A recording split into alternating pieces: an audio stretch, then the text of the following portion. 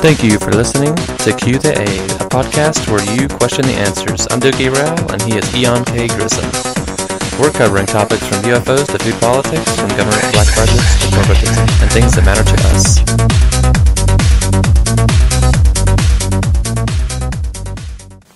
Alright, so here we go. We're on. We're live. Sweaty balls. What up? You like sweaty balls? I'm not sweaty balls, but I said what up right after you said it. Okay. What podcast are we at? What one are we on here? Yeah. This is number one, man. This is number one. This is it. Well, unless you count number A. one. Was last one number one? No. No. Okay. So this is 1.1. 1.0. Yes. Alright, so Q the A podcast right here. Q the A podcast. Talking about whatever we want to talk If this about. computer works, that's going to be the real catch. So this week we were going to start it out with something probably out of some people's normal topic. Digging deep into the bowels of the interwebs. Yeah. And truth-seeking. Truth-seeking. I think that's probably the best one. Truth. A little technical difficulty. All right, so we're going to discuss the some of the claims of Al Bielek. Yeah. Al Bielek was in the Montauk project. He also claims to be in the Philadelphia experiment. Yes, which are closely related. I guess in like the older mysterious kind of work stuff. What's the difference between those? They're big. Oh gosh, I don't know. So the Montauk project was. We'll start with the Philadelphia experiment because I think it came first. But they were trying to disappear a ship with electronic fields. Mm-hmm. And that's disappear? Where, this is the story where send it somewhere else. So no, just disappear it. Cloak it. I think it ended up moving somewhere else at one point. But no, what they were trying to do was radar invisibility. And so they hooked up this ship with a lot of electrical equipment that created zero-point energy at the center of the ship. Mm-hmm.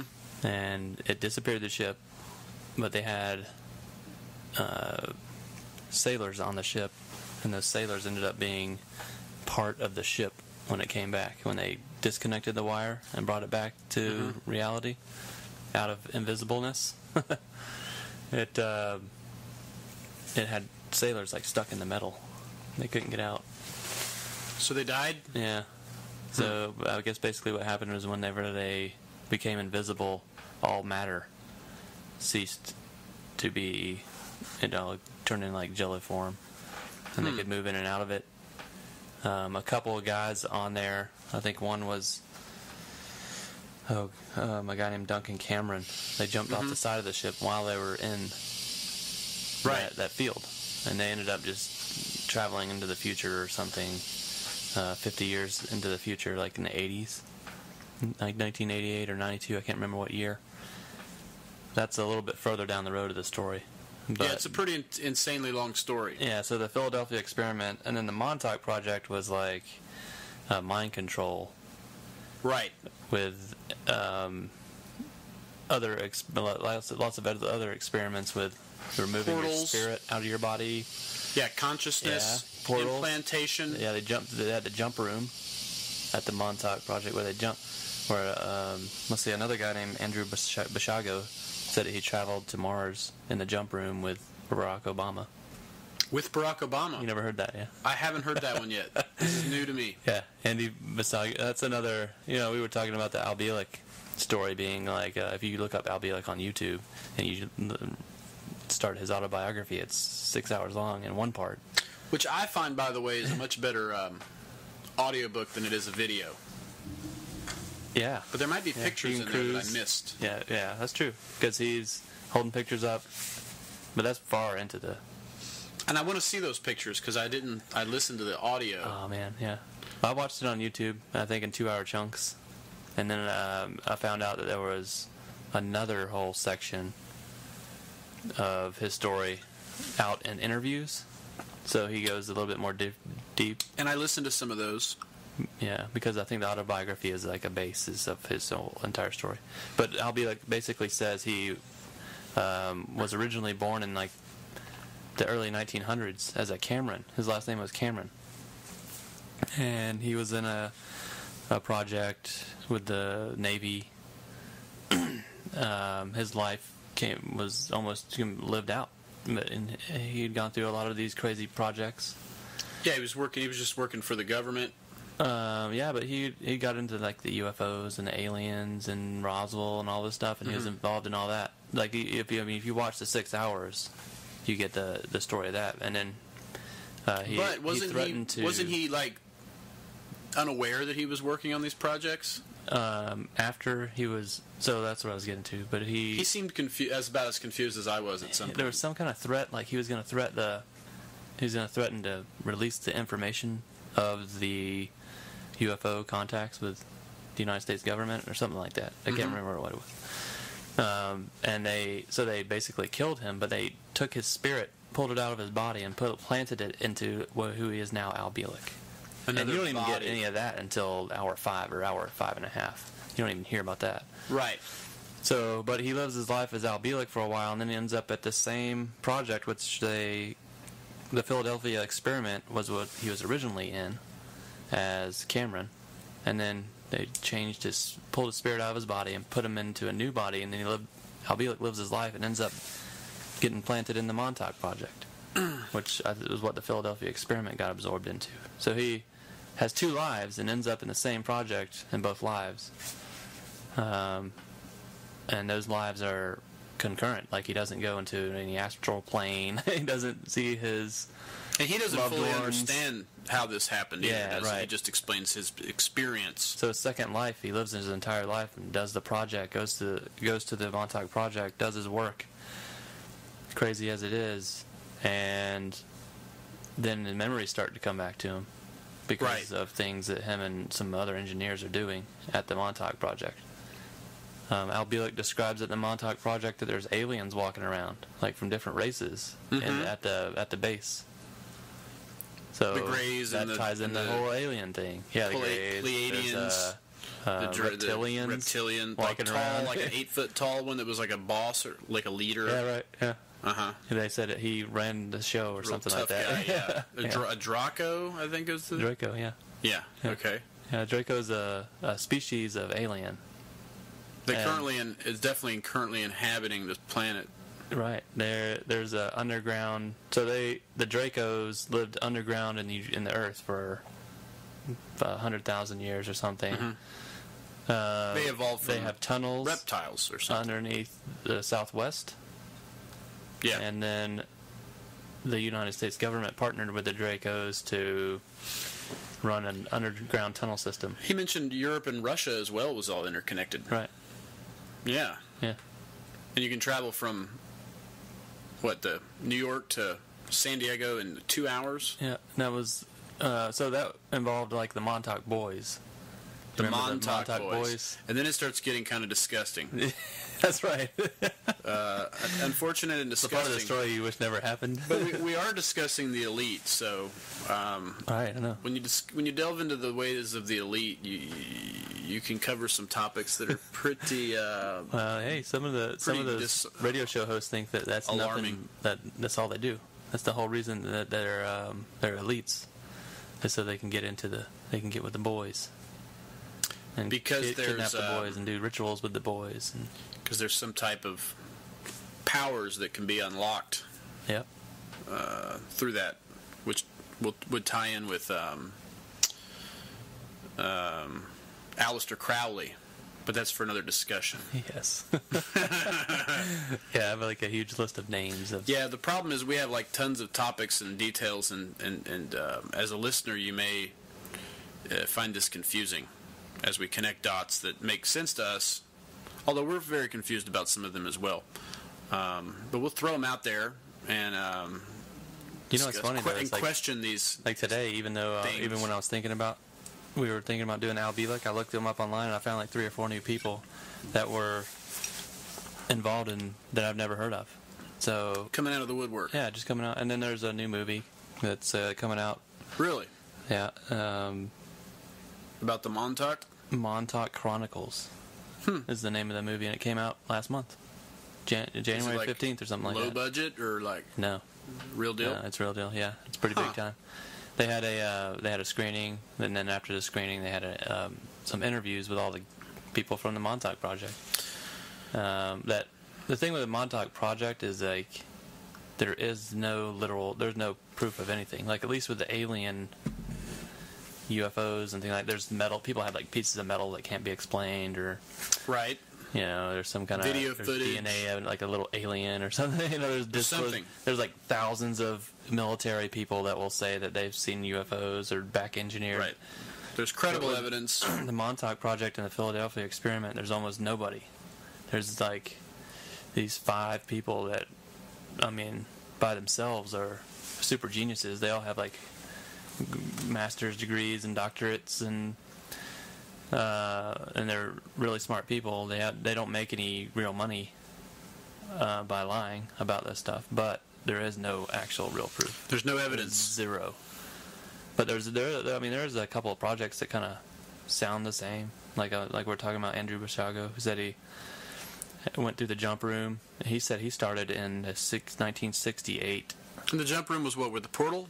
Portal where you jump through. They could tune it to go interdimensional. They could tune it just to go back and forth in time. They could tune it to go to different planets. And this is where they were using the... We talked about the Montauk boys. Those are essentially started out as just kidnapped boys that they kidnapped literally off the streets. Yeah. And would just throw them in these portals. Correct. Find out if they came back or not. Al Bielek actually implies that they were using the Jews that Hitler was confiscating. Yeah.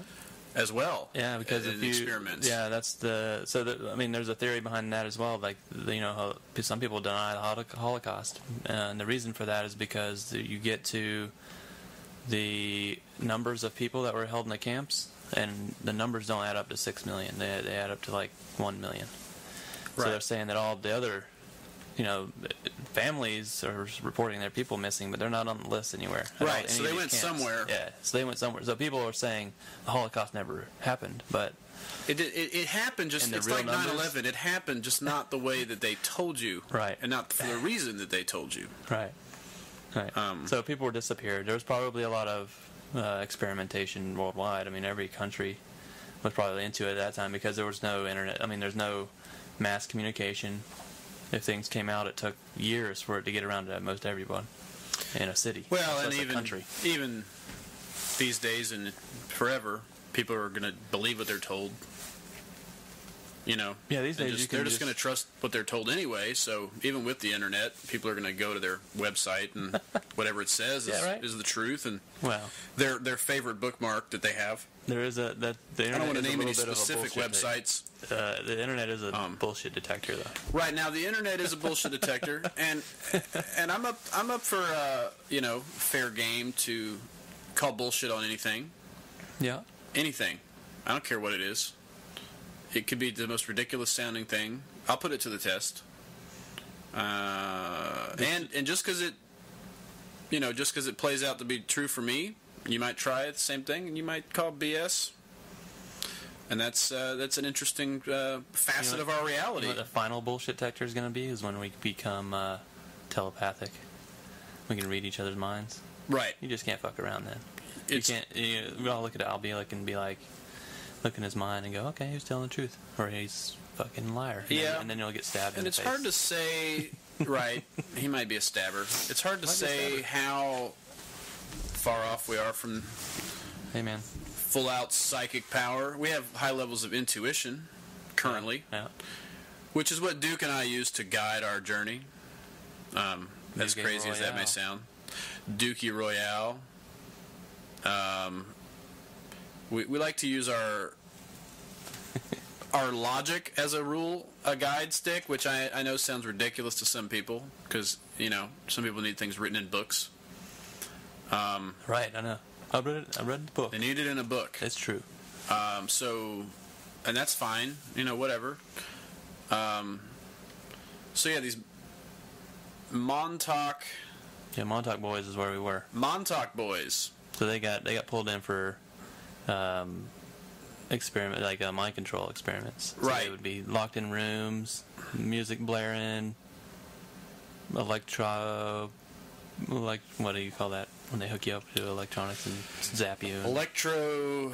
So they try to Electroshock. break your mental barriers down, and then program you back Yes. up, and then they would erase your memory after that.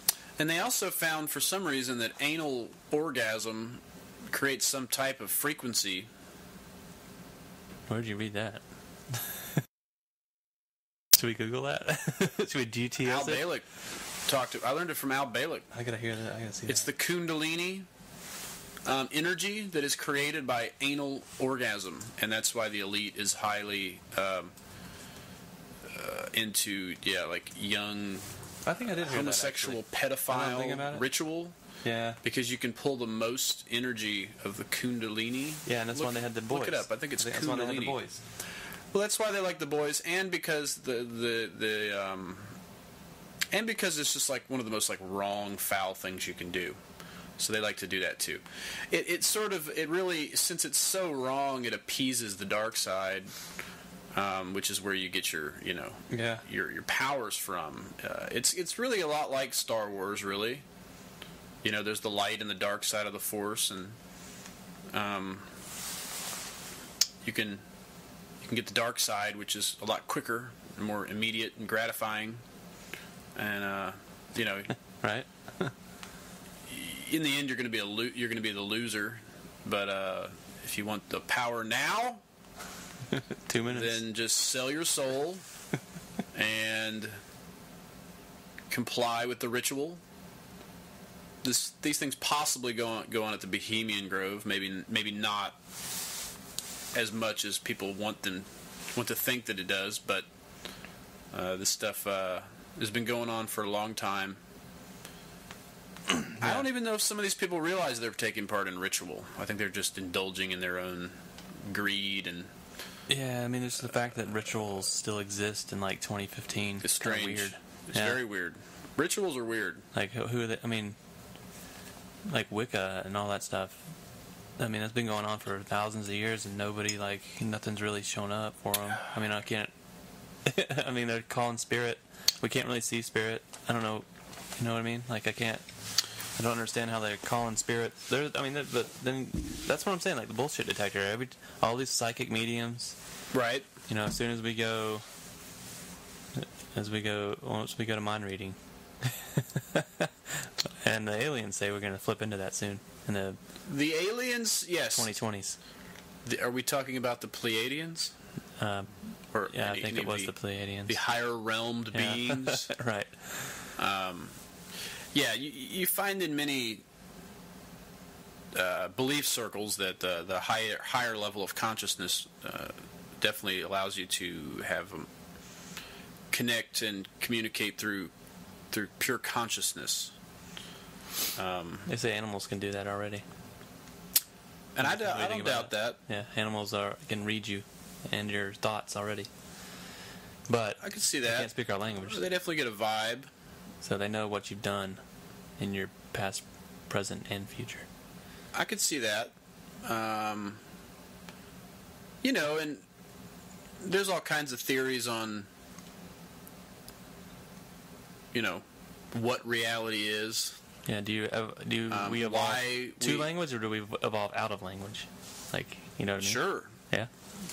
Do our thoughts create reality, or do we perceive a reality outside of ourselves and then sort of create a new reality based on that experience? Some people say that we're interacting with the same entities over and over again through many rebirths. Like, for instance, Dukey Royale was once my mother and my wife and my brother and my son and my dog. Yeah. And I was different things. I was his mother and his wife and his dog and his. Don't touch me. And his dog was his dad. And, yeah. and he was his dog's dad and mom, and all these We're like working infinite out our karma on each other. Yeah. right, these infinite possibilities. Yeah. Much like Montauk, we are stripped of the memories as we enter this reality as a baby. So I guess you could say, in a sense, that this reality, possibly in its own self, is some sort of Montauk experiment. Yeah. Because I don't remember anything before I was born in a rational sense. Cause, right. That's built into the framework of the life experience. Yeah, and the older you get, though, then you have those weird deja vu moments where, I don't know, it's like you get a sense that it's happened before, or you meet someone and there's... I had a really cool definition of what the deja vu is, and it was a dream expert, and he said that when you dream, your dreams see the future, and then the next day you play them out in your life, and that's what deja vu is. But then there's a guy that's out there right now that lives in nothing but constant deja vu. He has like a physical experience all day long, from his waking moment till he goes to sleep, that he's in deja vu. Huh. Like he's living a second in the past. And that everything this is what he claims? Happened, well, that's what he says, and he's been studied by science. And so... It's got to get old. Right. Yeah. I mean, you're living on the edge like all the time. You kind of see the edge. That only happens to us for like a split second. Like yeah, we just get that kind of weird vibe. I mean, just imagine doing that for 5 seconds. Like, oh, I've been up this staircase before. Oh my God. I've seen this lady's face. Where do I know that face from? I've had intensified similar experiences on certain drugs. Yeah. Where it's a heavy deja vu experience. You know, obviously some would call it, psychedelic trip or whatever, but where you just get these weird connections, understandings that just sort of come from nowhere. They make so much sense. Some drugs you take where you feel like you're so peaked out that you're just about to pop out, your spirit's about to come out. Right. And just float around. Now, I haven't gone too far into some of these, but I've read about these drug experiences more than I've actually experienced them. In some ways, I'm a little hesitant to go down that path because I know ayahuasca. Neither, I haven't done either of those. That one sounds very entertaining, and if it was available in my 20s, I'm sure I would have tried that. Right.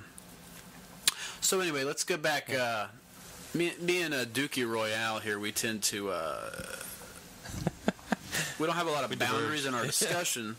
So therefore, we have like epic phone conversations. We have epic phone conversations that have sort of spawned the podcast idea because we're like, well, this is crazy, and why are we on the phone for 6 hours? There might be other people, like too long, and there might be other people out there that might want to listen in. I mean, not a lot, I'll give you that, but a few people might want to hear about this and communicate with us as well and share their tidbits, thoughts, and perceptions.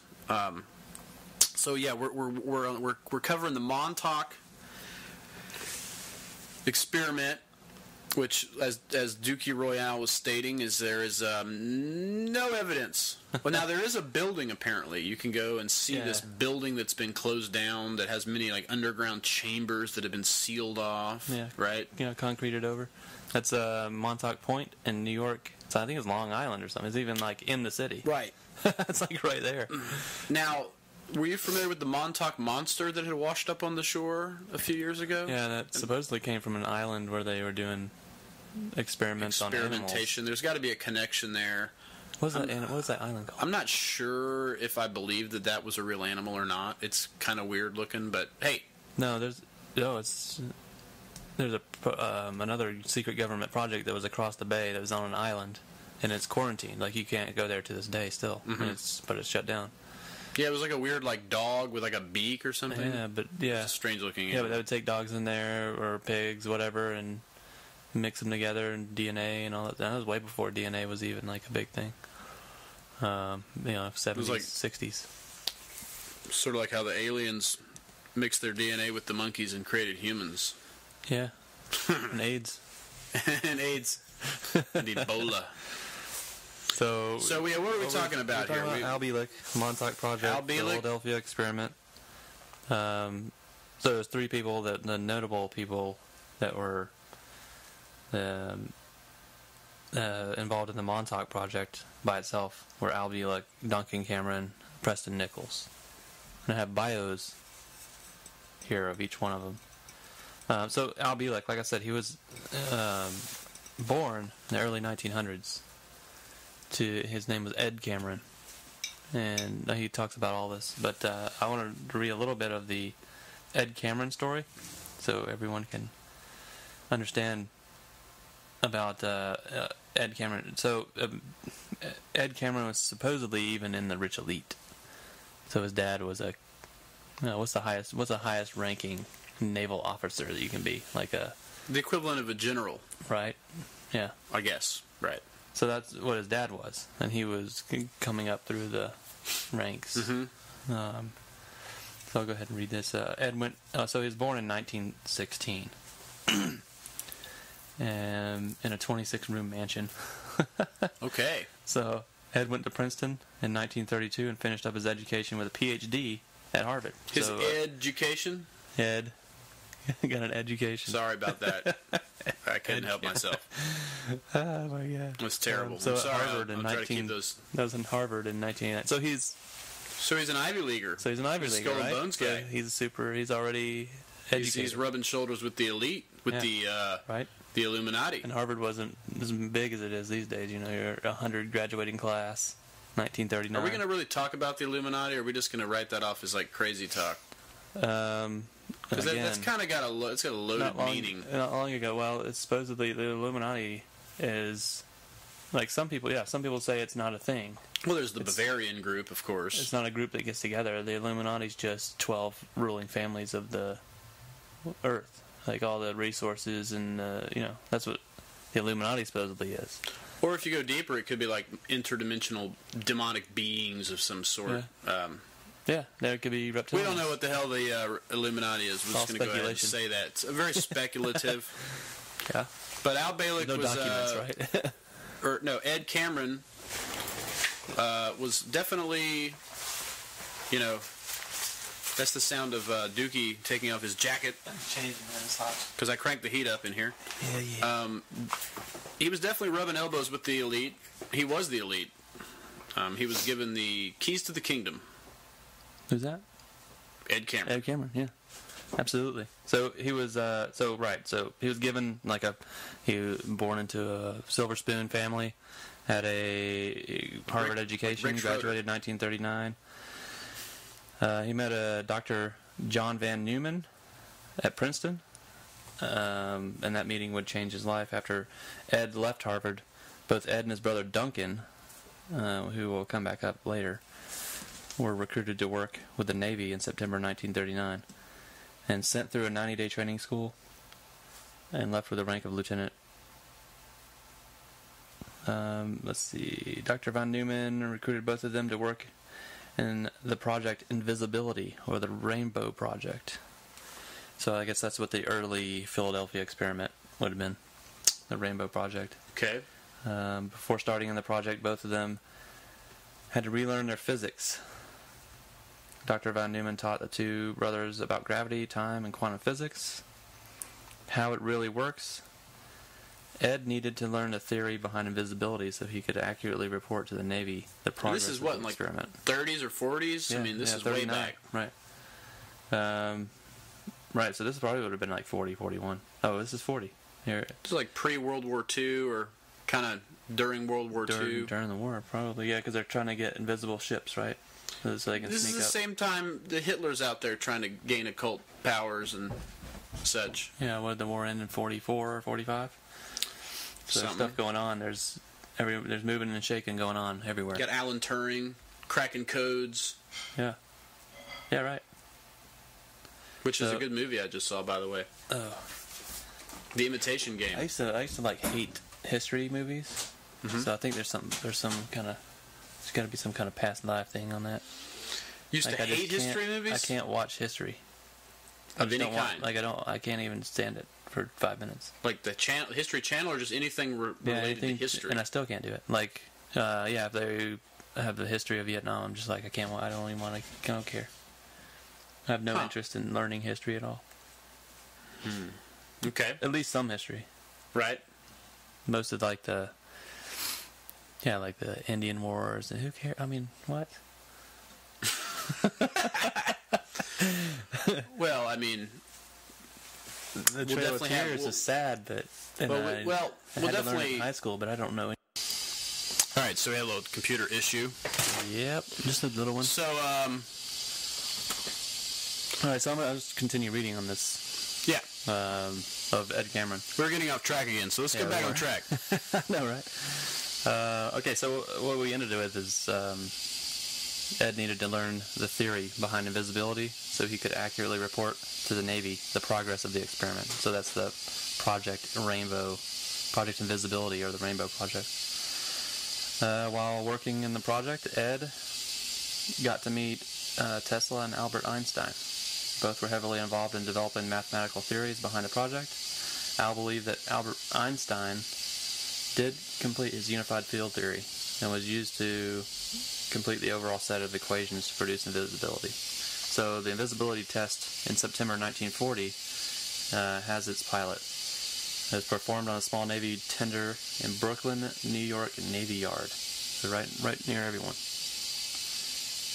At that point, the Navy took over a classified project as Project Rainbow. So now it's a Navy project. Roosevelt was excited. Roosevelt was excited about the success of the project and asked to perform invisibility on a battleship. And this was, let's see. Remember, at the time, the United States was losing half of their merchant ships going to the UK to the German U-boats. So invisibility would have been a big help. Invisibility is generally Pretty badass, right? Yeah. That's how the aliens, they just like hover above. Yeah. They have their shields on. Cloaking. Yeah, Ninjas. Invisible. It's all cool. Ninjas. Hunting gear. Floating around above the house right now. You wouldn't even know. Probably like right there.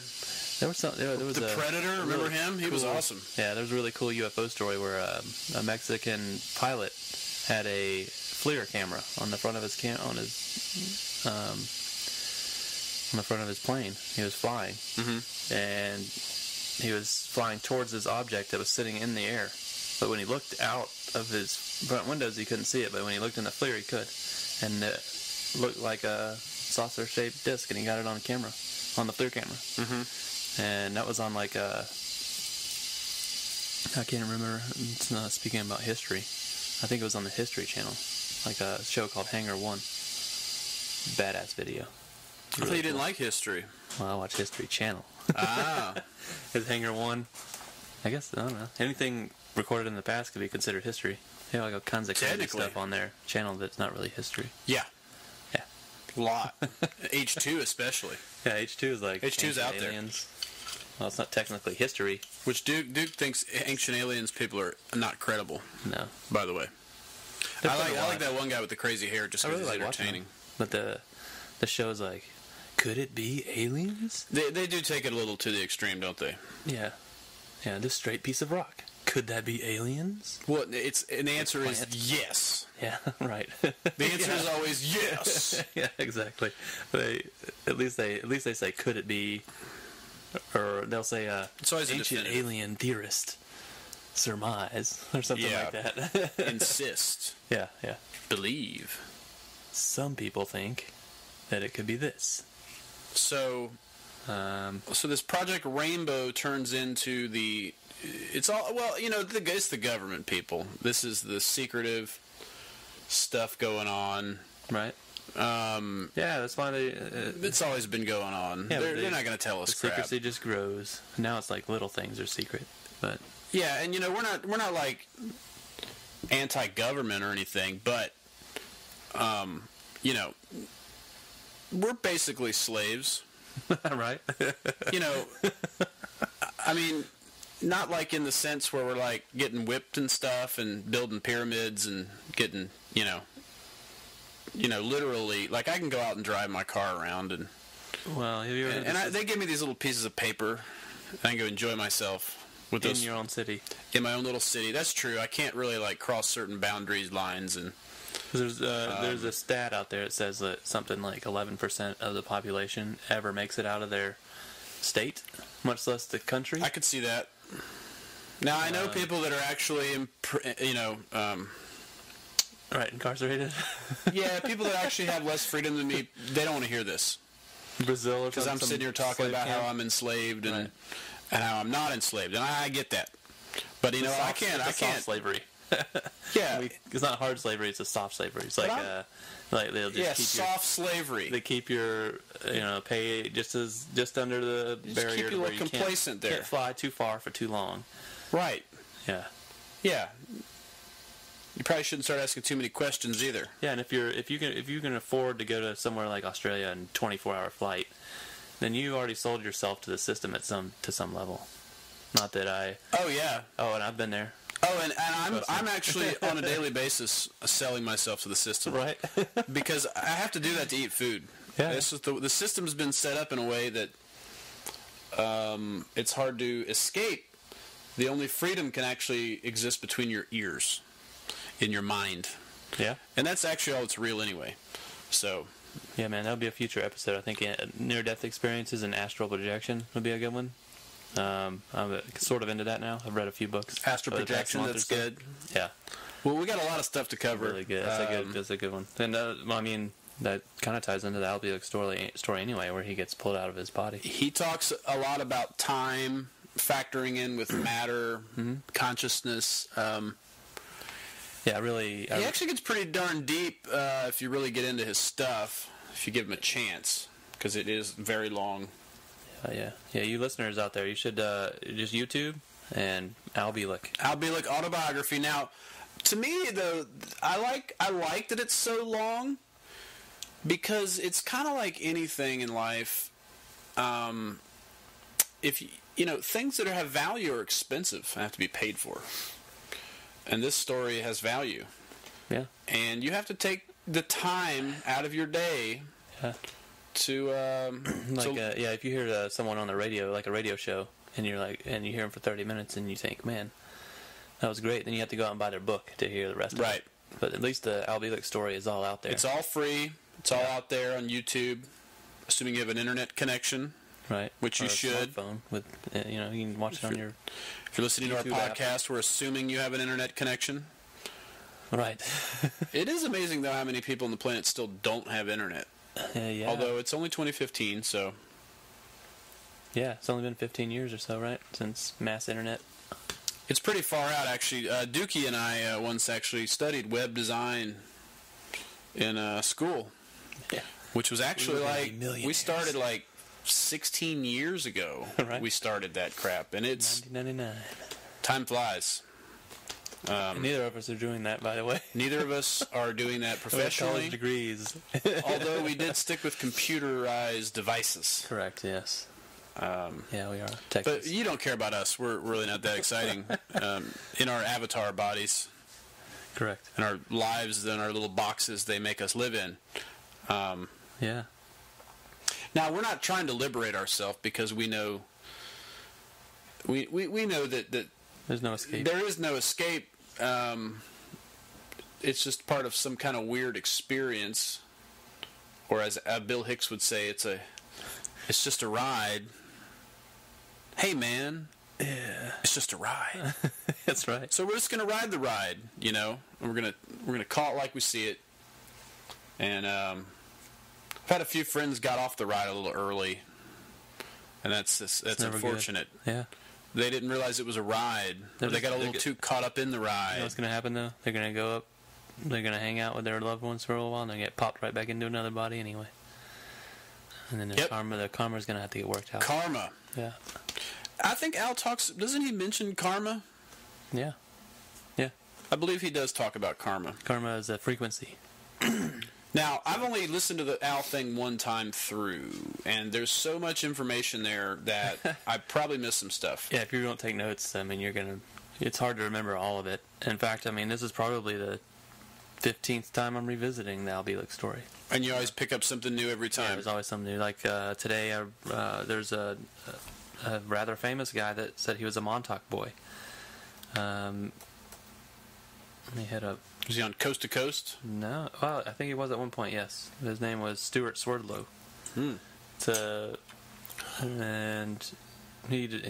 there's a really good movie of him walking around Montauk Point in New York and saying, "I walked this street." Oh, like a YouTube video or something? Yeah. Uh-huh. Well, it was a TV show, but it's uncut, no commercials.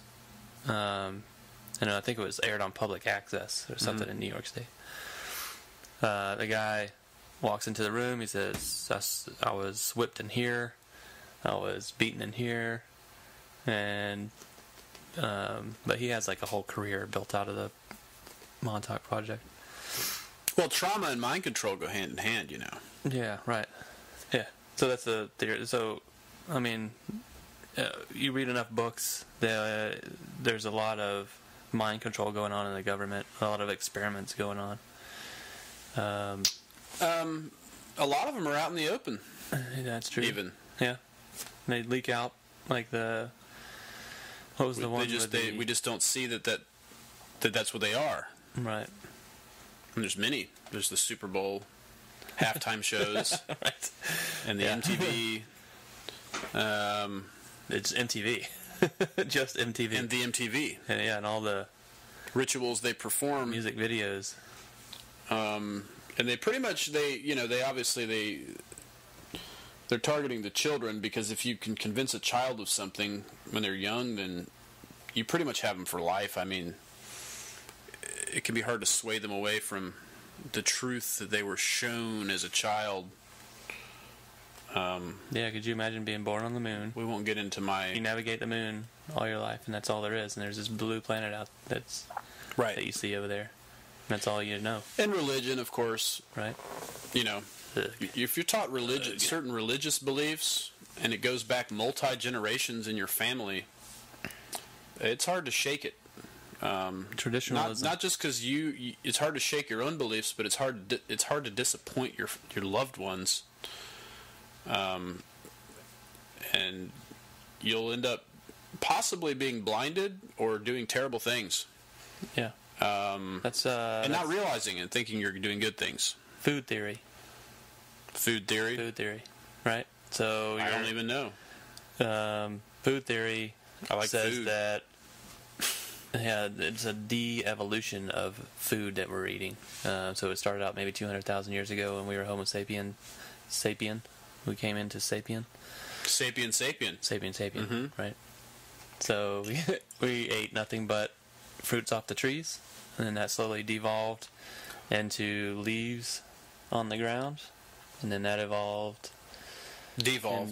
right? Yeah, devolved to cooking to save more people from bacteria, and then and cooking vegetables that were less edible to make them more edible, and then killing the animals. It's like the food devolution theory.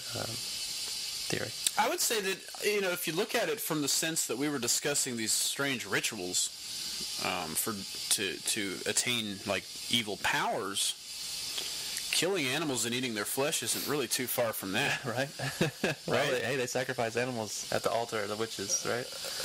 The pagans or whatever. It's really kind of weird. And I'm a meat eater, by the way. I am a carnivore. I'm out of that system. I'm aware that I'm a beast, devouring flesh like an animal would do. I have so many memes for that. Dukey, however, Dukey Royale is not of the sort anymore. He used to be.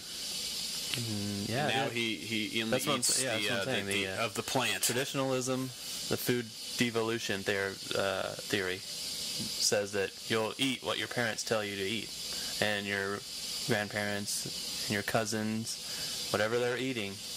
That's why they say, oh, the southern food is like this, and Northern foods like that, European foods like this, because Tradition. yeah, it's all tradition based. You're not People eating. embrace tradition. You're not eating to raise your aura or enhance your spirit or create more memory in your brain. You're not eating for that. You're eating because everybody else does it. You're also sometimes eating of the blood of the and flesh of the Christ. What do you mean by that? You must not have been brought up in religion. No. Well, I mean, I went to Southern Baptist school because we're here in Georgia and Atlanta. You eat and drink of Jesus' blood and flesh. Right. Yeah. Which is the wine, right? Strange. That's Catholic, I think. No. Catholicism. Yeah. Well, it's there. It's all wrapped up in Christianity. I just had fun when I was a kid at church. They call it communion, Didn't really learn Eucharist. So I learned like too much. That's another discussion. I want to go to church. Now, I'm not anti-spiritual. I'm actually a theist, as opposed to atheist.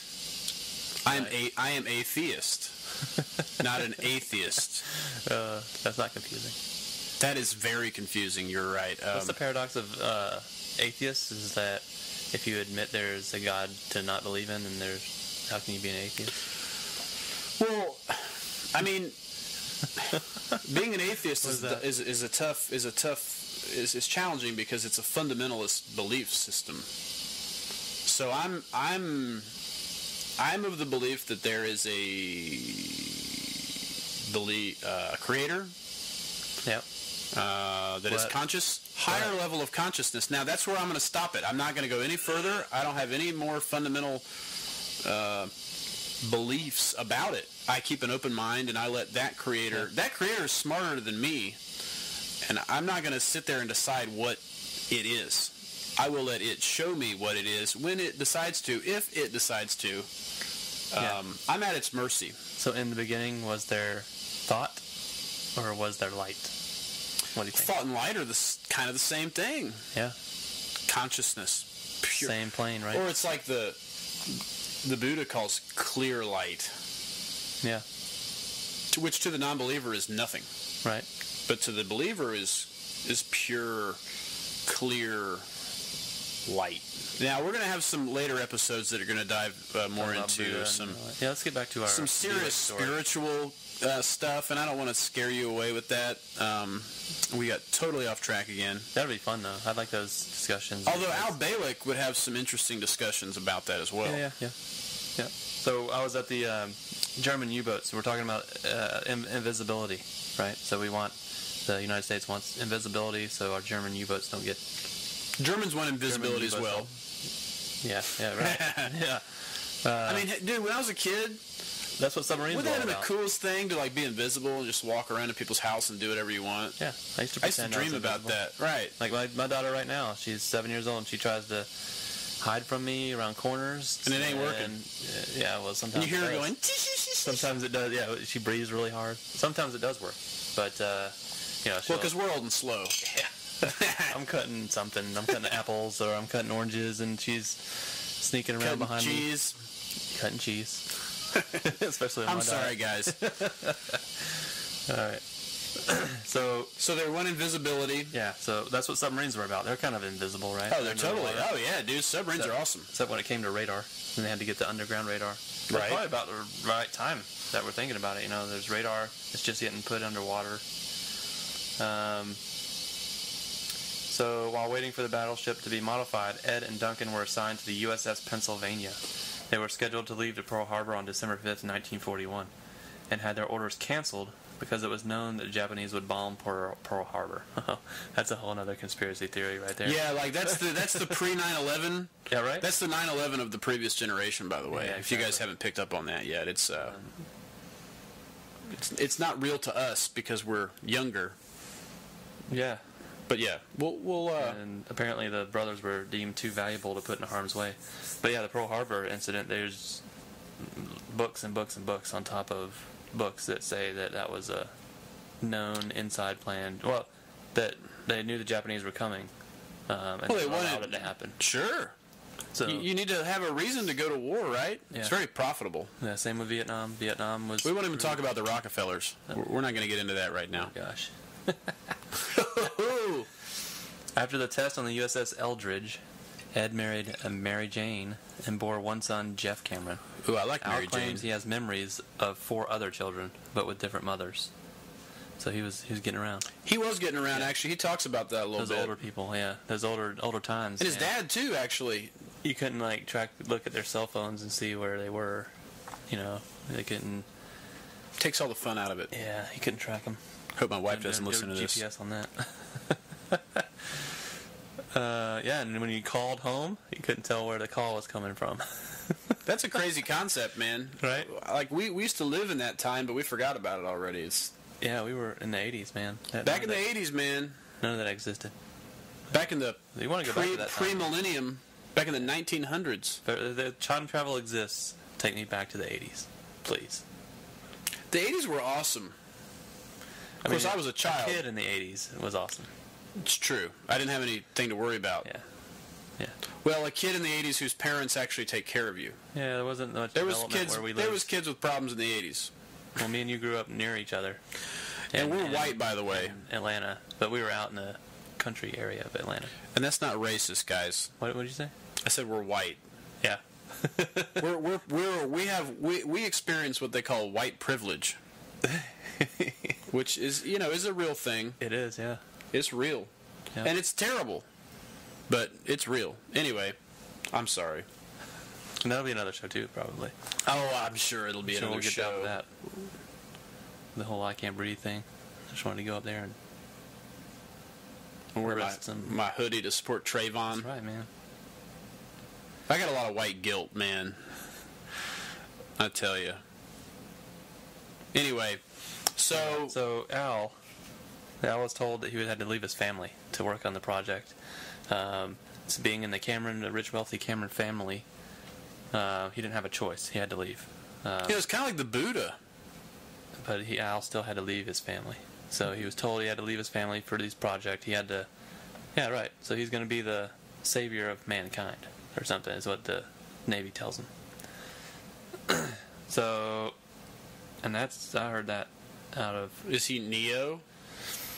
No, the government... I mean, he was going to do some scary stuff. He's going to do stuff to people as well. And they had to tell him that he was going to be the savior. His next project was to be an observer of the March 1st project at Edwards Air Force Base. He worked closely with Jack Ridley, who got to know Chuck Yeager. Weird. When the project concluded, Ed and Jack decided to go into business with each other. They formed a company in California called JRC Enterprises, which actually did exist.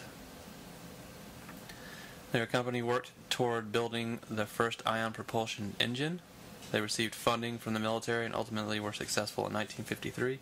And apparently that's where the company went black as well, because that is mentioned in some videos that I watched with Al Bielek, was that the company can be tracked up into a certain point and then it drops off the radar. Mm-hmm. So that's another thing. Black projects own companies that are out there but cannot be public.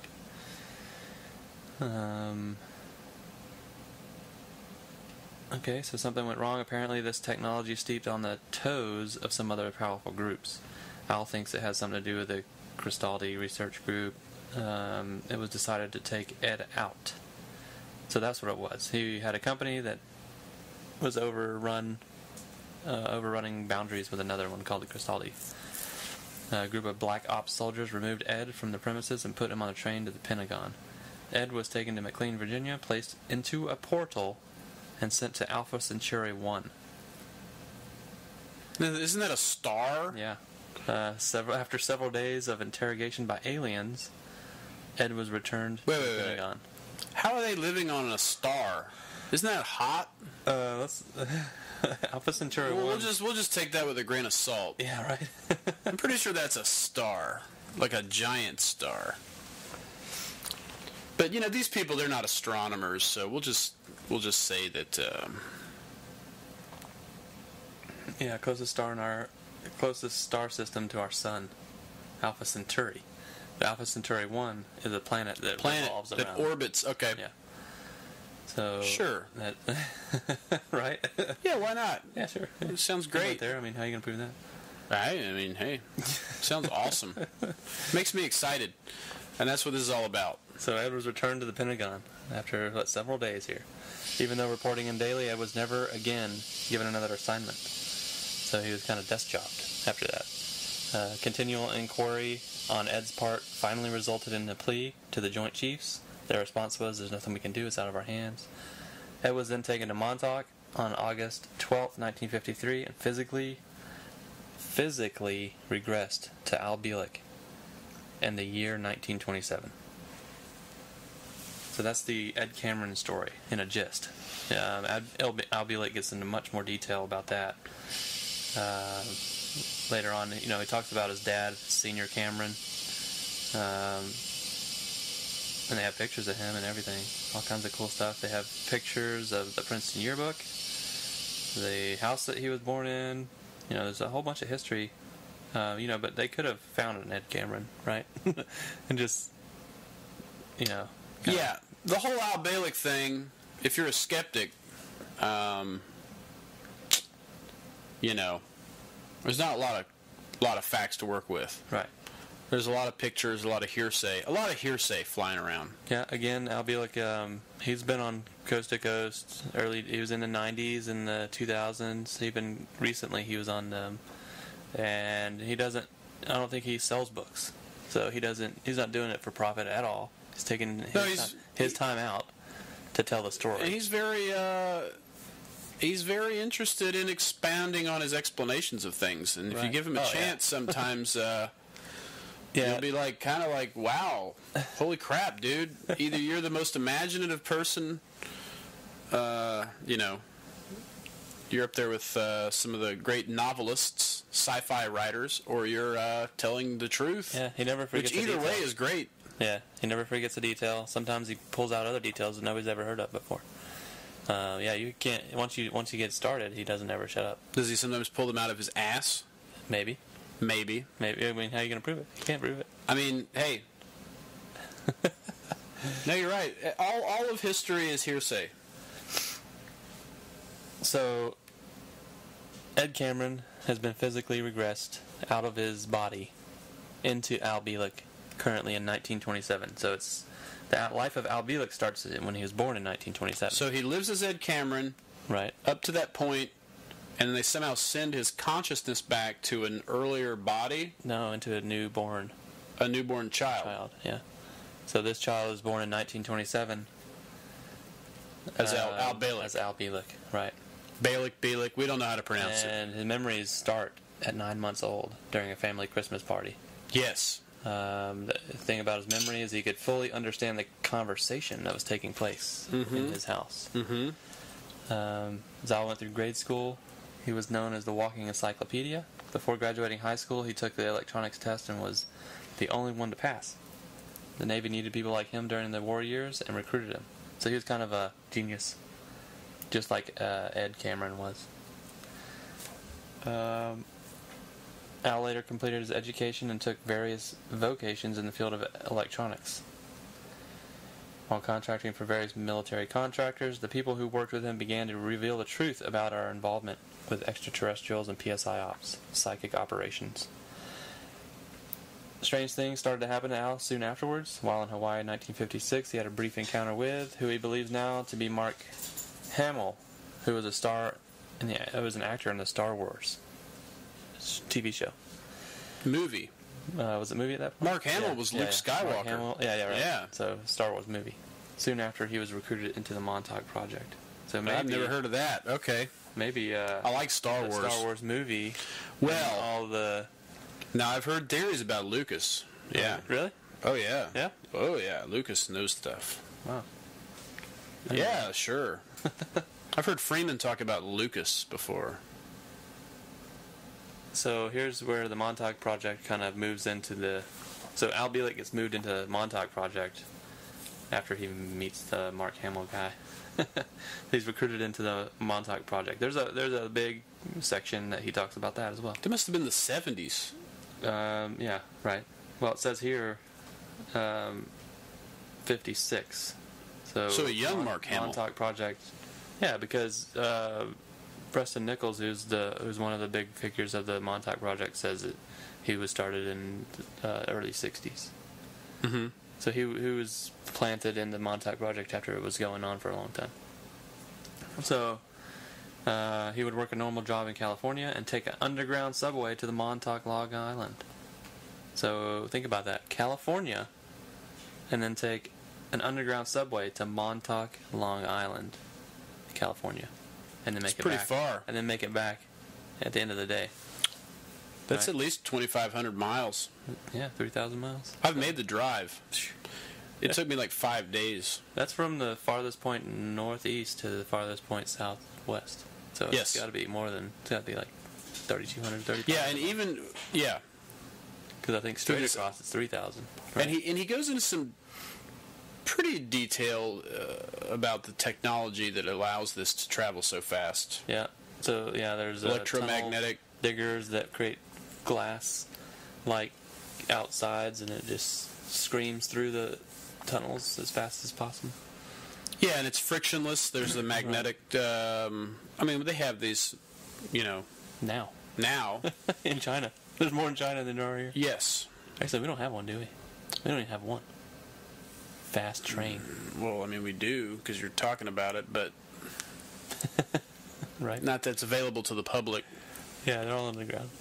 Oh, there's a underground. I mean, there's people that Dulce underground bases that have been there, and say the Dulce underground base is right in the center of the country, and that's supposedly the Grand Central Station.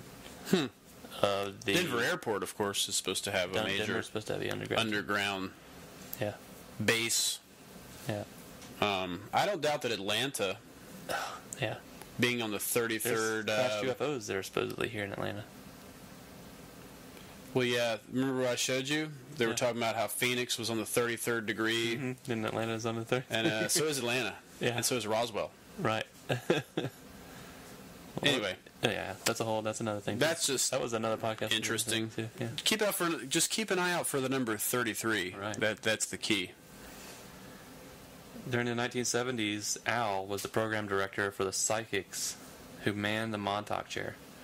Since the Montauk Boys were a key program at Montauk, Al had some influence with the Montauk Boys program. So what I'm reading here basically assumes that you know most of the base story of the Montauk project, but the Montauk chair was basically something where psychics sat in and thought of objects. So the most psychic people in the United States were recruited under secrecy to come to the Montauk project, sit in this chair, and manifest items. So if you were super psychic, like you could read people's, maybe you could talk to people's dead loved ones, or you could see future or the past.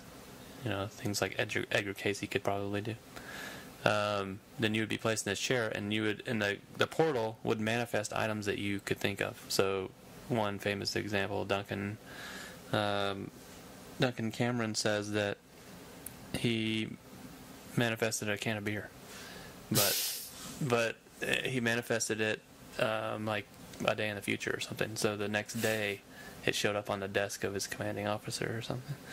Which is a crazy story. Sounds like my kind of guy. Yeah, right? And Yeah. the next question is, could you pop open the beer and drink it? And the answer was yes. So they did. Yes. Did they tell what kind of beer it was? Was it a I lager? don't think I remember that part. Yeah. I'm sure they do. I'm sure they know. Was it an ale? But back then, there was probably a million different beers, The Miller Lite, the big ones, right? But now it's only 5 or 6. And all the little ones, local small ones. There's a lot of crap beer out there. Yeah. His duties. So yeah, Al had some influence with the Montauk Boys program. Doesn't get too much into detail on that. His duties were to handle the operations of the mind control program. He was in regular contact with Duncan Cameron and Preston Nichols. Stuart Swerdlow was one of the Montauk Boys programmers under Al Bielek. So it looks like Stuart Swerdlow was a older Montauk boy that helped program smaller ones. In the 1980s, when the time control programs were operational, Al participated in some of the time travel experiments. Both he and Duncan traveled to Mars on several occasions. He now remembers several other trips that he took with teams to research station in 100,000 BC, other planets, to get canisters filled with light and dark energy into the year 6037. Wait, wow, okay. So it's three different things. This ties in with some of those ancient civilizations that I've heard from other sources. Yeah, man. That's another thing. If I could Some go of back the in time. super duper ancient, highly civilized civilizations, highly technological civilizations. Yeah. That I've heard about from completely different sources that are all very similar explanations. Yeah.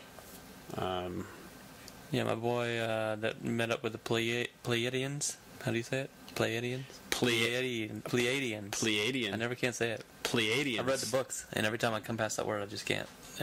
It's the Pleiadians. Pleiadians. Yeah, my boy in Switzerland. What's his name? I'm losing his name right now. Oh yeah, the like guy, the ultimate Pleiadian guy. Mitchell. No. Contact with the Pleiadian. Anyway. Walker. No. It's kind of like. No, that's not it either. No, he's. I'm thinking Billy Mitchell, but I know that's the guy from King Billy, of Kong. Yeah, Billy is his name. Billy Squire. Billy Meyer. Billy Meyer. Ding ding ding ding ding ding ding ding ding. Billy Mitchell is that awesome guy from the King of Kong documentary. Yeah, so Billy Meyer. Billy Meyer. But why did we bring him up in the first place? He had contacts with the Pleiadians. Oh, he traveled back in time, and he took pictures of prehistoric Earth. He has a whole book of pictures. But he won't show them to us. There's a video on YouTube that shows them from a distance. Yeah, see that. There's a lot of things that I read about Billy Meyer recently that made me go, maybe he's not 100% legit. Right. However, there are people. Having said that, yes, there are people that live at the Billy Meyer complex in Switzerland who have seen UFOs hundreds of times with him. There was a visitor, George Green, who went to Switzerland in the late 2000s, 2005, 2007, somewhere around there. Mm-hmm. He was a super rich elite. He was doing like $100 million. Oh yeah, you told me about that. And supposedly he took over the Pleiadian contact. Right. With the Earth to Pleiadian. Right. Message that they want to give us. He became the new guy. So he's the new guy now. His name's George Green. So Billy Meyer. That sounds kind of shady. Can just go away for all that matters. So Billy Meyer, he's old. So George Green apparently has been out to Mars and other planets, but the Billy Meyer story is super fantastic. But that's Billy Meyer, Al Bielek, right? Interesting guys. Yeah, we'll have UFO contacts as well in the future. But 100,000 BC, Al Bielek went back and. He went to other planets and got canisters filled with light and dark energy, whatever that means. Maybe he got a black hole in his can. I've heard about light holes. Have you heard about light holes? Like okay. Pinholes of light? No, we'll just leave it at that. Okay. Light holes. The opposite of a black hole. So my favorite part of the Al Bielek story is when he went to year 6037. And he has like an hour where he talks about the year 6037. And how there's about 500,000, like the Georgia Guidestone says there's 500 million, was it 5 million people on the planet or 500,000 people on the planet? 500 million, half a billion. Right. So that's what they want the You want to keep population it to be under at. that And amount. he says it's just at that level. So apparently that did happen and went through, somehow there's controllers out there that made that happen. But that's 6037. Controllers are just we're talking it just has to be 4,000 years that way. Yeah. Now is that when he was? Because I don't remember that part. Was that when he was given as a tour guide in Manhattan Museum or whatever? Yeah. That was the year. year. He was there for 2 years. And he was a tour guide. They had all of Manhattan was a museum, right, to show how people used to live. They go out of planet, come back in. People from other planets are coming, and he's like a tour guide. Yeah, a tour guide. It's very interesting. So I don't know how he came up with that. the thing is that he traveled to the future. He was a tour guide. Should know everything about everything, right? He comes back and he's very general about everything that he's talking about. People ask him questions, and it really seems like he makes up the answers. But You know, he does sometimes. In those like you said, in those interviews that are outside of his autobiography video. When I was listening to the autobiography video, I was really into it, and I was really buying it. I was man, this guy is legit. And then I saw some additional footage where he was being interviewed about specific, just people were questioning it. They were like, well, how the heck is this that way? Blah, blah, blah. He was being very, very elaborative. very general. Well, no, he was really trying his best to explain it. And it almost seemed like he was making it up. Yeah. But then again, he's a human. Maybe you got to make things up to cross some bridges sometimes. I mean, yeah, I don't know. Either way, it's fantastic stuff. Right? Hey, either way. In the 1980s, when the time control programs were operational, Al participated in some of the time travel experiments. 1000 BC, light and dark energy, 6037. In January 1988, after seeing the movie The Philadelphia Experiment, his memories started coming back. Al believes... It's like George Lucas knew about the dark and light energy, right? Yeah. Yeah. There you go. Al believes his involvement in the Montauk ended with that revelation. Over time, and though meetings with Preston Nichols, Duncan Cameron, and others, many more memories returned. Ironically, just after his memories returned, Dr. John von Neumann tried to get in touch with him. So, that was an Ed Cameron connection that he'd made with Dr. John von Neumann. And now, as Al Bielek, von Neumann knows who he is. So he's trying to get in contact with him. That was a promise that so here it says, Dr.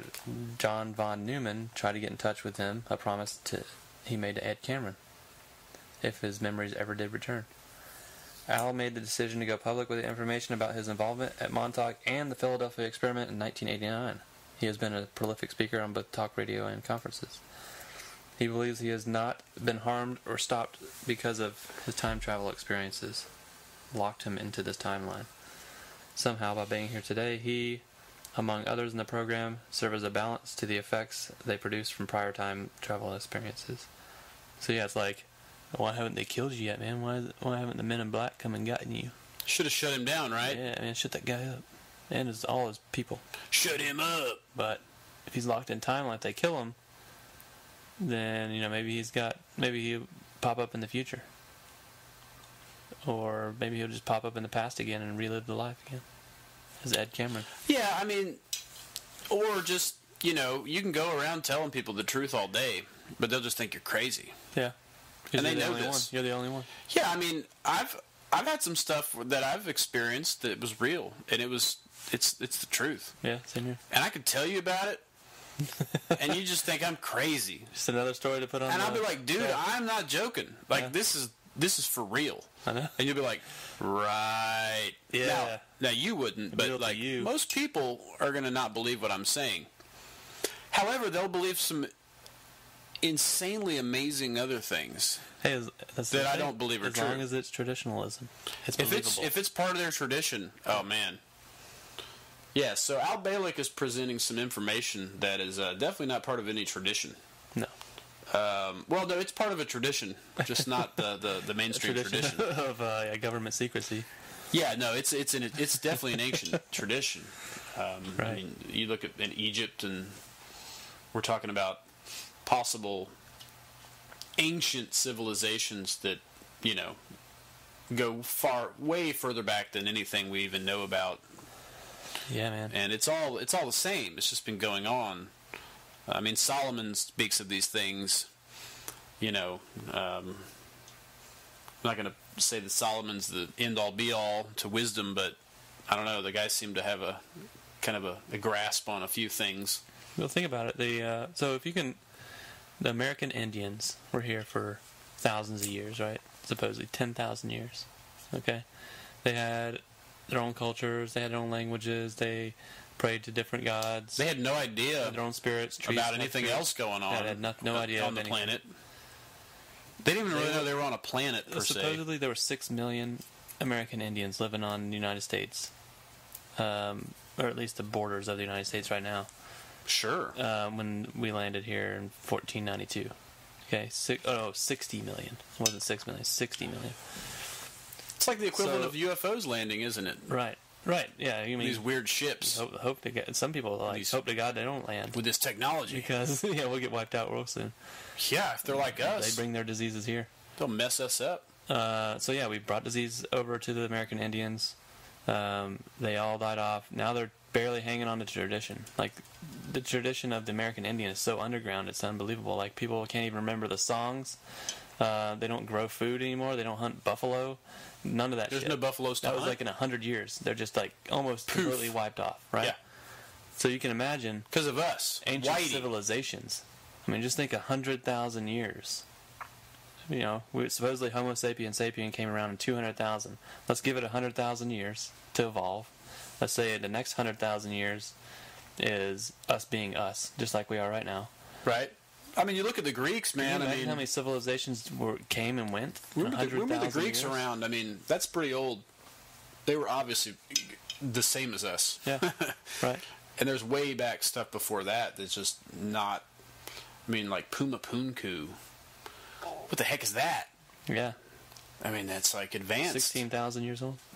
We think. We don't even know. It's just a crazy carbon dating is a whole other. And then you got these like Bosnian pyramids. Right. What the hell? Yeah. What the hell is that? They're finding pyramid structures now in this Peru shelf that are just covered by jungle. Oh yeah. The pyramid structure in Belize, is perfectly formed. Yeah. And then they get this weird underground shelf off the west coast of California. Right. We don't know what's going on there. Oh, there's the. Is that the wife? Yeah. That's the wife ding. That's the old. That's the old cell phone. Yeah, no, we don't know, man. I mean, but time. We should have an episode about time because that really throws a lot of confusion into I can't wrap my head around time. Well, no, and I can't either. I can't, but I have some kind of level of autistic to get around to get your mind around time. Time as you know it, of course, is pretty straightforward. Right. It moves along at this very steady rate. Supposedly. I mean, what? It seems, however. Right. You've had experiences in your life where time has moved slower, time has moved faster. And a couple of clicks ago, you said that, and now you're saying this. So that's time, supposedly. That was time. Yeah. Right. And I can see this timeline on the computer just ticking along. Yes. Tick-tock. As we talk, yes. And it's like it's gone into the ether. Or is it? Because I have a memory of it. Mm-hmm. But is my memory the real thing? Or is it just what I grasped? What I manifested? What are pictures? And I've actually had the ability to still time for very small amounts. Mm-hmm. And that was actually seemed more real when time was not moving. Right. Reality seemed far more real. So it's almost like time is sort of a construct. It's a construct. It's an element of this reality that almost makes it more believable. I don't know. I don't know what it is. Right. And I'm not going to, No, and then when people start talking about we're not trying to figure it out here, people. Going into the future, I can't wrap my head around that either, because there's too many. It's too wide open. Variables that happen if time exists. Right. We're saying time exists right now. There's a past. There's a now. There's a future. But there's billions of people on the planet. The butterfly effect. If a butterfly flaps its wings, it makes this thing happen. Right. So, if you go into the future, how do you know your timeline that you landed in is going to be the future that you actually have later on? Did you watch The Looper yet? No. Oh, man. You got to watch The Looper. No, my favorite movie recently, Interstellar. Man, I can't wait to watch that movie. And I actually have the movie. Yeah. But it's not full quality. And I know that that's one of those movies You're not supposed to tell people you do that. Oh, sorry. But that's one of those movies that I know if you don't see it in the theater, you want to make sure you see the full quality I saw HD version. I saw it premiere before it came out in Atlanta. I haven't heard a bad thing about the movie. Dude, it's amazing. I mean, I think it's great. You know, I heard they didn't even use CGI. Yeah, it feels like... That's right, because it feels like it was made in like a E.T. era, like in the 80s or 90s. Mm-hmm. It feels like it's made then. Well, there's got to be some CGI because in the beginning of the movie, they have these rolling dust clouds of disease that strike plants. And I don't see how they could have done that without CGI. Did you see Noah? No, I did not see Noah. Noah had some amazing parts in it. Dude, you got to see that movie. I'll see Noah. Yeah. Wow. I'll watch Noah. That movie's awesome. And not because it's biblical, but because it's actually an awesome movie. Right. Yeah. Yeah, that's an ancient alien theory as well. Noah. Oh man, big time. Yeah. It's very much. No, yeah, you're right. You can't get two of the same thing on a boat, so you had to take the DNA of the species. But I don't know if I believe. Now they don't really talk about that. Yeah. Do they? Yeah. I think there's an Ancient Aliens episode, recent one about Noah. Season. Yeah. There's a new season. Is it new season? There's always a new season. Yeah, it's like 7 or 8. I turned off my cable, my TV. I don't have cable either, but I still find it somehow. Oh, yeah. I was talking to you earlier about how I access the cable matrix. The cable matrix. Yeah.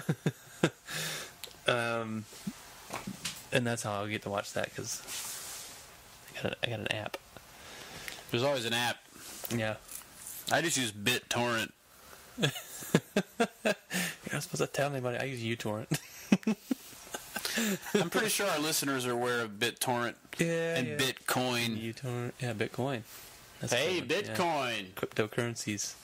Which has been a big issue at my job lately, actually. These crypto locker. You know about crypto locker? No. Dude, it's so awesome. The bad guys have gotten so smart. Really? So now what they do is you get a virus, right? But what it does is it encrypts all of your data. And you have to pay $700 back in bitcoins to get a key code that unlocks your data. And it does. They're like honest bad guys. So if you give them $700, they give you a key. No, they actually let you unlock one file for free just to prove to you that it's real. So you like unzip, you pick a file and you unzip it and it works and you're like, dang it. And you go buy a Bitcoin. They know where it's coming from. Pay them. Like, you know, the money scams from Africa or wherever that was. Well, no, this is just Bitcoin. I mean, all Bitcoin is anonymous. No, I mean, these are people like... Oh, this is out of Russia and Sweden, and it runs through the Tor routers. I mean, it's all fully anonymous. They've set it up in a way where they cannot get caught. They're brilliant. So the problem with this is, if you pay them, you get your data back. But if you pay them, you're funding them. You're on the list, too. And you're funding them. Yeah. You're helping promote their industry. That's right. Yeah. Oh, that worked. I'm going to do it again. So my company is on the side of not paying them. We're all about data backup. It's not corrupted. If we want to go back to the 80s, we just promote them. See, we can promote them, and then they'll just lock down every computer. Well, they're just a form of any other disease or virus. I mean, they're popping up and exploiting things. And yeah, that's true. Yeah. And, you know. With every good thing, there's got to be a antagonist. And if you're weak and you're going to get infected, you know. Word. If you don't have your... I mean, it's all Darwinism. You know, Darwin was right about some things, for sure. You believe in the evolution? You know, I don't know. You the evolution? I don't know, man. I don't. How are you gonna know? I don't believe or disbelieve evolution. Right. I don't know. I see scientists and I see, religious people, and they all wear funny costumes. Right. We were all born into a matrix that we don't know if it existed before. I see a lot of hairless primates wearing funny costumes, promoting subcutaneous fat, promoting truth. That's what I see. Like a dolphin. And I don't know. I mean, I don't know. That's what the whole point of this podcast is. You ever heard of the ocean? We evolved from the ocean theory. Well, the aquatic ape. Yeah, aquatic ape. Well, no, the aquatic ape is the opposite. It's that some of them went back to the ocean. Yeah. That's the aquatic ape theory. Back to the no. Yeah, it's that some of the apes went back to the ocean. Went back in. Gotcha. That's the aquatic ape. Yeah. But then there's another theory that some never came out. Yeah. Right. Like us. Hollow, and then there's a hollow Earth. That's why we don't have the hair. We might be evolving hair as we speak, because we were in the ocean like a dolphin. There's so many theories, yeah. and it's amazing to me how things that are so like proven fact now, and you're like so like such an idiot if you don't believe it. In like only 20 or 30 years, will be so like ridiculous. That's what they said when DNA came around. Was that it's ridiculous. Science is just going to be proven wrong. Yeah, there was that one scientist, and I sound very incredible for not knowing his name, but he hypothesized that when you're sick, that there's like these tiny animals that get inside of you, right? And they're like infesting inside of you, and you're like, you're sick. And people thought he was crazy. Yeah, right. Like, that's insane. Microorganisms. What are you, crazy? What? This guy's an idiot. Burn that fucker at the stake. Burn him. Kill him. That's not what it says in our book. Yeah. And now we're like, well, yeah. I mean, you look at a microscope, and it's pretty freaking obvious what's going on. I mean, Planet of the Apes summed it up pretty good. Tell me about Ebola. The original. Ebola. Well, Ebola went away with the elections. As soon as the elections were over, Ebola went away. I know, right? Did you notice that? Yeah, and the Ebola threat was tied with the elections. And so even in Africa, there was like 1,000 a week or something like that, Ebola cases, and now it's like down to under 100 or under 50 or something. Like it just went away. Why does everything start in Africa? AIDS, Ebola. It's human life. Human life. Why does everything come out of that continent? I don't know. Or was it always Pangaea originally? Yeah, I believe in Pangaea. It does look like that. It definitely fits like pretty good, right? Yeah. Yeah, I mean, it totally fits. Yeah. I mean, but that was back when the Earth was flat. I thought that in my mind before I even heard of the Pangaea theory. But the Earth used to be flat, so that all made sense. Yeah. And then it became a sphere. Yeah, what kind of moron? It's almost like, I don't know, I always had this weird theory that like maybe what we believe is true. Like our beliefs make it true. Yeah. So when we believed the Earth was flat, it actually was flat. And then it was flat. Then when we believed / quote unquote discovered that it was not flat, it became a sphere. Yeah, but you were talking about we as in European Americans, because if you think about it, like Mayans and people, Buddhists, all the people that studied the stars, right? They knew it was a round planet. But this is true. Northern Europeans, even in the Quran, it speaks of how the Earth is a sphere and it floats in the cosmos. Yeah, but once it became a globe, then it was the center of the universe. That's true.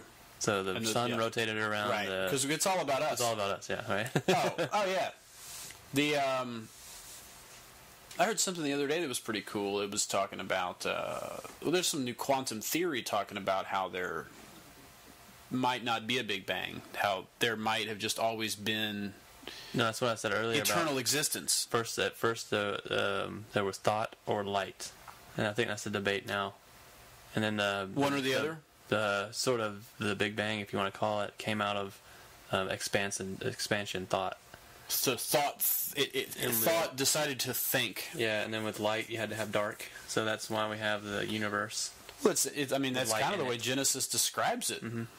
Yeah. It's like in the beginning it was nothing. Yeah. And then it spoke itself into light. Well, so, yeah, it said, what was it? God created in 7 days or something. First there was darkness. Yeah, at first there was light. And then there was light. It said. God said, let there be light. And there was some light. Some people think, let there be thought. Well, yeah, I mean, I could see how that's the same, thought and light. And then all the constructs from there came from thought. I mean, I've always had the belief that So this computer screen in front of me right here is a thought manufactured of some spirit in the astral plane. Oh, I don't doubt that. That came through someone. Oh, sure. And they created it. Yeah, it was Steve Jobs. Right. He made that. Yeah. So he's up in the astral plane right now. I mean, I've always believed that the Genesis story is a way of, it is literal, but it depends on how you look at it. It's literal if you're open to interpretation of what that means. You know what I mean? It's like when someone assigns a title to you as a guru, and then you have to come up with answers for people's questions. So somebody will say, well, how did we get to have 4 arms, or 2 arms and 2 legs? And then the next question is, where did we evolve from that? And and then ultimately it comes back to who created everything that we see. And they have to create an answer for it.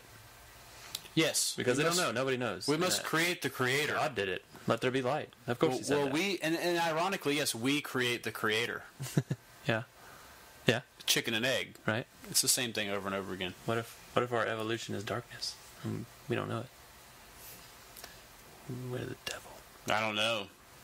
Oh, I'm not afraid to question that God has a dark side. I mean, every coin has 2 sides. Why did he take my baby? Why did he take my baby? Hey, my wife's pregnant. Let's not talk about that. Yeah. No, I mean, like, your 15-year-old kid in a car accident. Oh, man. Why did he take my baby? God, you're a cruel God.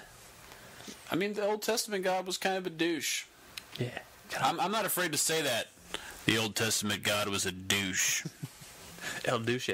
El Douche. He seemed like an alcoholic or something. He's kind of out of control. He almost seemed like the devil. You're the devil, man. I might be the devil. You should always keep that open mind. I might be the devil. I might be taking you straight to the pits of hell right now. Everything's the devil. So how are we going to wrap this up? Yeah, man. Al Bielek. Yeah, man. We didn't get to Preston Nichols. We didn't get to Doug Cameron. We didn't even cover these people, but we did plant some seeds to inform you of some concepts that are all on the internet. I mean, this stuff's freely available. Yeah, I'm sure we'll rotate back into the Montauk and Philadelphia experiments. Yeah, there's going to be many projects, inside jokes and references that we're not going to explain, and you're just going to have to either Google search it yourself or screw you. I mean, right. I don't know. That's how it works. I'm always a smart ass when people ask me questions. Sometimes I just tell them Google search. GTS. They say, what is that? I say, it's Google search. And if they don't want to search it, then screw them, dude. I mean, God, like, oh, gee, I got to pick up my iPhone and type in something? Yeah, now that's how it is. I'm so sorry. That's how it is now. For now. Yeah. Until they censor our internet. But we're going to enjoy this while it lasts. Yeah, right. We got maybe like at least 10 more years of this. Maybe 5. I don't know. I'm not. Yeah, once they censor the internet, I'm less optimistic. And then they're going to start watching us on those highway cameras and oh my God. Well, you got to keep an eye on those terrorists and pedophiles, man. Come on. Yeah, I think without the internet, free open internet, it's not even free and open internet, really. It's not free. I'll show you my freaking bank statement. It's definitely not free. Yeah, we can't dial into those. There's no free internet anymore. No. Yeah. There's no dialing into your friend's server anymore. It's all about AT&T and Comcast, and we're on AT&T right now, and they can hear me. Hi, AT&T. We used to be like Bell South or something, didn't we? Bell South in Atlanta. So there's like all kinds of other providers everywhere else that I've never heard of before. No, we're locked down. Yeah. And we're censored. Well, it's like when you Google search something, it's always in English. It's always in the area that you're in. Oh, no. So, yeah. It knows where you are. It's already locked down. I mean, when you search, it doesn't come up with European results until you're like on page 20, 30. You know? And we'll discuss some Google stuff later. Don't worry about that. Google. I use the algorithms, the Boston Dynamics. I'll put a shout out to DuckDuckGo. I like that search engine. Oh, Dukey likes DuckDuckGo. Dukey rule, yeah. I'm still Google guy, but I just let him have my information because I think it's all pointless. So if you're looking up something drivel ridiculously easy, like where's the nearest fast food place, then Google will do it in 2 seconds. But DuckDuckGo, if you want like a wide range of results on a specific topic, like fix my dishwasher, and you don't want ads and crap like that, then this is news to me. So DuckDuckGo. Yeah, you want specific information? DuckDuckGo. All right. I like it. What about you? You're still a Google guy. Only Google, huh? I mean, because I'm a slave, man. Slave, man. God, I embrace my slavery. You know what I mean? Yeah. I have like a Stockholm syndrome. I love my slave, my captors. I embrace them. It's a love-hate relationship, you know. They provide good service and they suck data from me. I mean, they learn, you know. And I got a bunch of crap in my house that I bought that I probably shouldn't have because they advertised to me. I mean, that's true. This is the truth. I just quit buying stuff. I don't buy stuff anymore.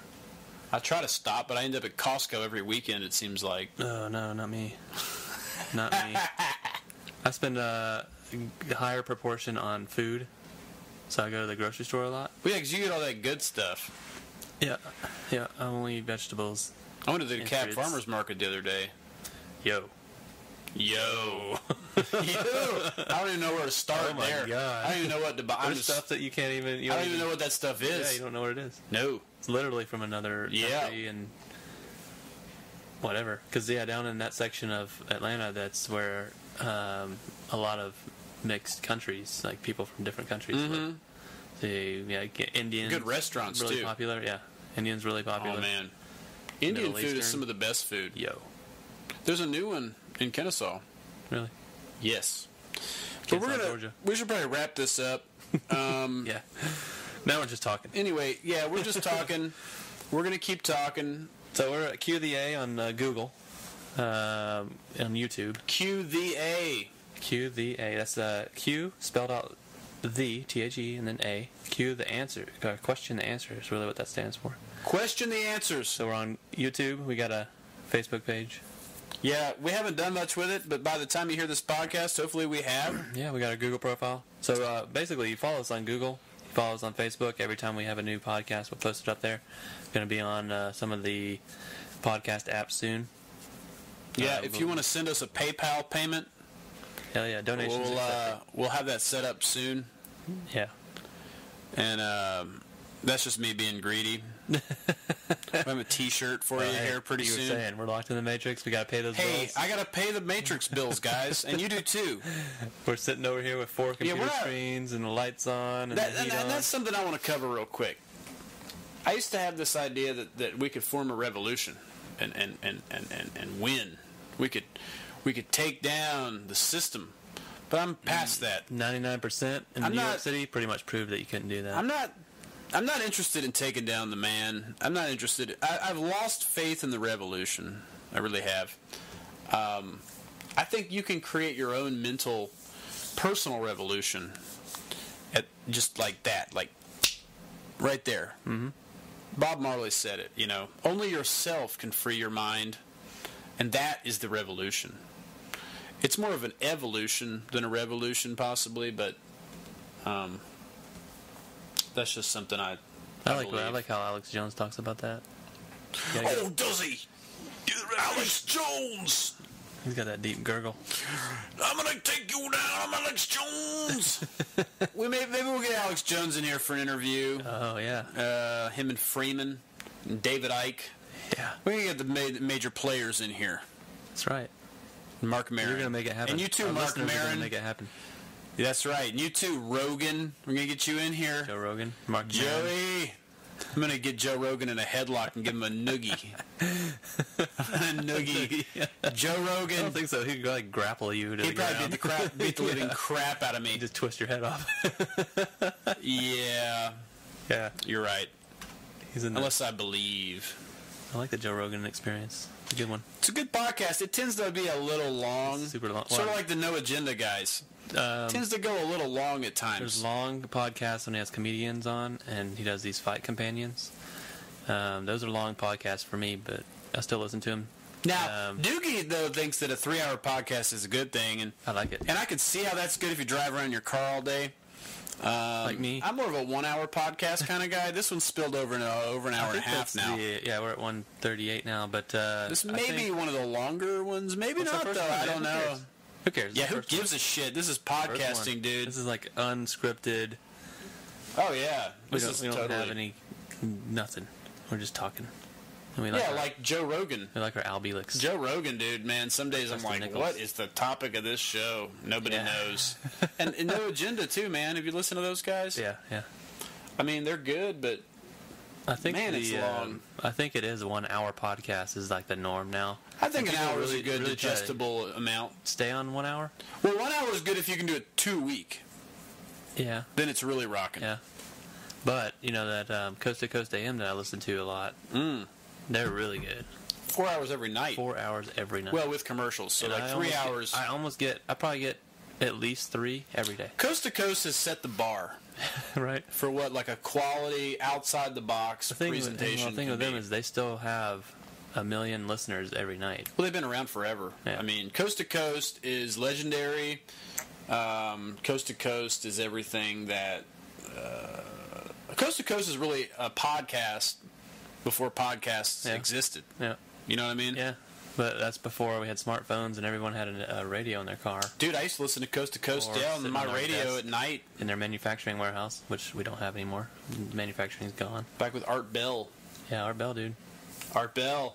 Yeah. Speaking of torrents, I think that's pretty much... If you download Art Bell torrents from back in the day, I think that's pretty much off the... Is that legal? I think it's probably legal at this point. It's copyright free? Yeah, I think a 10-year thing on the radio stuff. But, so I have a 60 gig file that I found on torrents for Art Bell. And the previous episodes, like from 1990 until 2009, I think is when he quit. That's insane. Yeah. I downloaded a torrent file one time that was 100 gigs. Yeah. And it was every Cops episode. Dude. Yeah. Put that on a hard drive for me. It's out there. No, I don't have it anymore. Damn it. I had it. I used to watch Cops I had every it, and I had to Saturday delete night. it at some point because it was just... Oh, yeah. I mean, but you can get your hands I'm on probably it. sure I can get it. Yeah. But who's got time to watch 100 gigs of Cops? I mean, come on. That has. Well, I I've love probably seen Cops. almost all of them anyway because my dad was a cop, and all I did was watch Cops on Saturday night. I like Cops. Even though it does promote the police state, I do like the show. Yeah, it does. It absolutely promotes it. Yeah, oh, absolutely. I wanted to be a cop, but it's because of that show. extremely, yeah, it's extremely entertaining and. Well, it makes you, it's like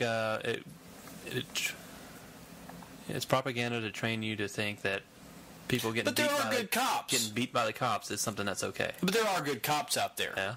Yeah. You know what I mean? Yeah. And dude, when somebody's acting crazy and they say we're gonna tase you, and they keep acting crazy and they tase them, it's like the most entertaining thing. Because they told them we're gonna tase you, just chill, man, and they don't chill and they tase them. Yeah, that's the thing. They would never show the one. They never show an asshole cop. No, it's always the right. nice. Now that we have cameras on our phones and cameras hanging in our cars. No. They are the nicest cops. These are the cops you want to run into. Yeah. Always. And I do find the show entertaining. My wife hates the show. I have a GoPro attached to my windshield. I've seen my that. car. Yeah, with your couch falling and off. I turn it on every time I leave because when I was a kid, I had horrible experiences with cops pulling me over. Because you're a thug, man. Because I drove a lowrider when I was 16 years old, and I got pulled over 6 times one day, and then I got pulled over once on a Saturday night, and they gave me 11 tickets because I had a lowrider. And of course, I didn't want to give him my ID. My dad's a cop. Don't mess with me, boy. To the cop's face, and of course, that's when I got in trouble. But just being pulled over for no reason in the first place because you have a lowrider in Georgia. It's BS, man. Atlanta, Georgia. It's premeditated. Yeah, so the whole cop thing. My dad's a cop. I had lots of cop friends, and they were all pretty much good. I got a good buddy from high school that's a cop. I would like to think he's a good cop. There's a veil of secrecy in cops too. I smoked a lot of weed with that guy who's now a cop, so I would hope to think he understands the situation. Yeah. I was in a lowrider crew until I was about 20. You were in a crew, huh? I was in a crew. I didn't know that. We used to go to shows, and I had a lowrider that was good enough for car shows. Thousands and thousands of dollars put in this car. A lot of money wasted. We went to a place in Tennessee for a big, huge car show, like a Nationals type thing, and we went with a couple of police officers that had their own lowriders, oddly enough. It's not illegal to own a lowrider. So I get harassed by cops on one side and then go to the shows with other cops on the other side. But they went into our room, and they knew that everyone in there was smoking, everyone in there was doing whatever their lines in the bathroom. And they didn't care. They didn't do anything. They were off duty. They had their fun without. They didn't drink or anything. They had their fun, out in the middle of the courtyard of the hotel with everyone. But they didn't do anything. But they knew everything was going on. They didn't mind. But then on the other hand, you never know how that's going to turn out. Yeah. They could have been some kind of, I'm a street police officer. I'm cool, man. And been monitoring somebody else in some cartel, But sure, I like the cartel stuff too. Cartel stuff. You ever seen Cocaine Cowboys? I have. I've seen the sequel also. Yeah. Yeah, Miami, baby. What was that? Miami. Hanging with the Godmother or something like that? It was like... I don't even That's what remember. the second number 2 was. Man, I watched that on Netflix a while back. It was so good, man. It's such a good... It was like... I've tried cocaine. Oh, I did that for a while. I tried it like a couple times. It wasn't my thing. Yeah. But I could see how people could get really wrapped up in that. I mean, it was cool, I guess. People would say that they would just, like, go flying high real quick. My brain didn't react to it almost at all. I mean... It kept me awake like caffeine. It kept me... It was, like, cool, but it wasn't that cool. And then the bad... Like, the come down was way worse than the high. Any of that either. And I was like, this sucks. No. My friends did that. I had some friends that lived with me for a while, like 2 or 3 years, and they did like every weekend. They'd work their entire week, their 5 days. They'd get paid $350, and they would instantly spend it on 8 balls. Luckily I never got they'd have caught like up in $50 that. left over for lunch for the next 5 days. You just be broke, and then on Friday they would spend their $350 again. Just blow it on coke, yeah, and just be a poor broke bastard all week. One guy would buy the beer, so they would get like 64 cans of beer or whatever for the fridge, and then another guy would get like Natty Light, right? A half ounce of weed for however much it was, $35 at the time probably, and then listen to DJ PBR. Aphrodite. That's right. Yeah, I know that scene. Yeah. DJ Icy. Yeah. Yeah. Some of these people out here are like, who the fuck is that? DJ Icy. No, I was a Paul Oakenfold fan. Oakenfold. Why didn't I just jump to that right off the bat? He's like the old Tiesto. Yeah, he was my biggest hero. I can't actually and we need to end this podcast because we're totally just getting off track, guys. But this is those phone calls we were talking about. I couldn't name a single Paul Oakenfold song if I tried. It's not about memorizing the song names. But I don't even know. Is it Trance? What was it? New York Live double disc. And I think I wore the disc out. It was so... See, I did that with LTJ Bookham. Are you familiar? No? Oh, John. All right, guys, we're going to wrap it up here. Go Google that. Google search LTJ Bookham. GTS that. And we're gonna catch you next time. This is Q the A. I am Eon K. Grissom, which I don't think I announced at the beginning of the podcast. This is Dukey Royale with cheese. Vegan cheese.